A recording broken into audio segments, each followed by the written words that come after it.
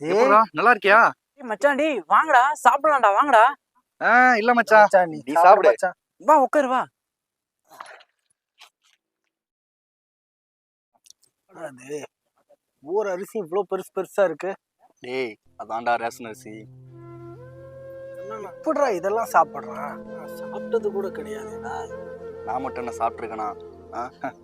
எங்க வீட்டு நாய்க்கு கூட பொன்னரிசி தான்டா பொங்கி போடுவோம். அமைதியாடுறான், காதுல இது விழ போகுதுடா. உங்களை மாதிரி பசங்களுக்கு இதெல்லாம் பார்த்து அருவருப்பா தான்டா இருக்கு. ஏன்னா நீங்க வளர்ந்த விதம் அப்படி. ஆனா நான் அப்படி இல்லை. இது கூட இல்லாம நாங்க எவ்வளவோ நாள் கஷ்டப்பட்டிருக்கோம் தெரியுமா? எங்களுக்கு இது கிடைக்கிறதே அபூர்வம் தான்டா. ரேஷன் கடையில் அரிசி வாங்குறப்போ ஒரு சந்தோஷம் வரும் பாரு.